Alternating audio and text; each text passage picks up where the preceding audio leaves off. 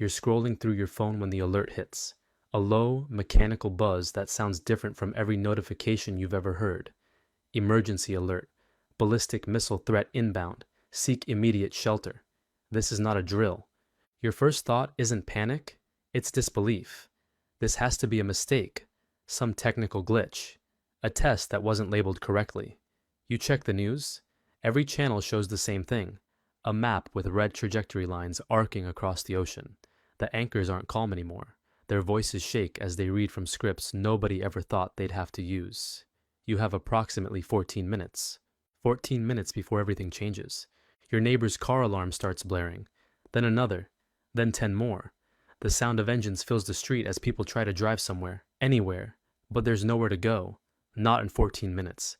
The highways are already jammed. You can see it on the traffic apps. Every route painted red. People abandoning their cars and running on foot. Running toward what? They don't even know. You think about your family.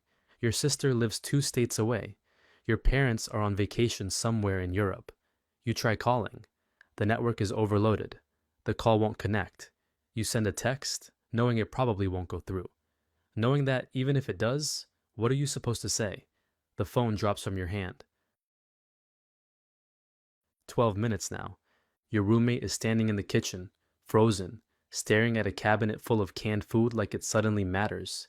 Your other roommate is crying on the couch, calling their mom over and over, getting the same busy signal. You tell them both to get to the basement. Your voice sounds strange, steady, like you're giving directions to the grocery store. Outside, someone is screaming. Not words, just noise. Pure animal fear. You grab blankets, bottles of water, your laptop for some reason, like you'll need to check your email later. You're moving on autopilot now. Your brain has split into 2 parts. One part is making decisions, pulling supplies, herding your roommates downstairs. The other part is somewhere else entirely, thinking about the concert you had tickets for next week, the argument you had with your friend that you never apologized for, the book on your nightstand you'll never finish. 10 minutes. The basement is unfinished. Concrete walls, a few boxes of old college textbooks, a water heater humming in the corner. This is where you'll be when it happens. You pile the blankets in the corner, farthest from the small window near the ceiling. You tell your roommates to get down, to cover their heads. One of them asks if this will actually help. You don't answer because you don't know. The power goes out, not from the blast. That hasn't happened yet.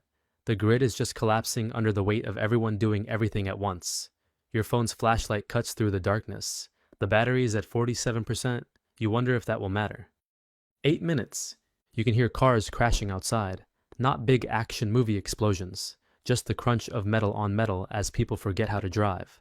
Someone's horn is stuck, blaring endlessly into the chaos. A dog is barking. You think about all the pets that won't understand what's happening. All the animals in shelters, in zoos. The thought makes something crack inside your chest. Your roommate asks what it'll feel like. You've read about this before, seen the documentaries. The flash will be brighter than the sun. If you're close enough to see it, you're close enough that seeing it will be the last thing you do. Further out, there's the shock wave. Windows turning into shrapnel. Buildings folding like paper. Then the heat. Then the radiation you can't see or feel until it's already destroying you from the inside. But you don't say any of that. You just say you don't know. 6 minutes. The barking stops. The horn stops. For just a moment, everything goes quiet, like the whole world is holding its breath. Then the sirens start. Every emergency system in the city wailing at once. Tornado sirens, air raid sirens you didn't even know still existed. The sound is so loud it's almost physical. You can feel it in your teeth. Your phone buzzes. A text from your sister. Just 3 words. I love you. You type the same thing back.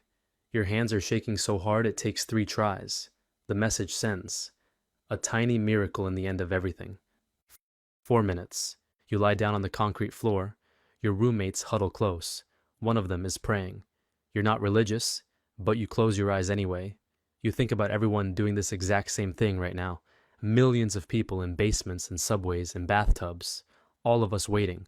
All of us hoping that maybe the missiles will miss. That maybe the systems will fail. That maybe someone will make a call that stops this. But deep down, you know, the next 4 minutes will be the longest of your life. And possibly the last. 3 minutes. You remember learning about Pompeii in school. How the people there had no warning. how they were frozen mid-action, mid-thought, mid-life. At least they didn't have to wait. At least they didn't have to count down the seconds. You'd take that over this knowing, this awful, stretched out knowing. Your roommate's prayer gets louder. The words blur together. You can't tell if they're asking for salvation or just for it to be quick. Maybe both. Maybe there's no difference anymore.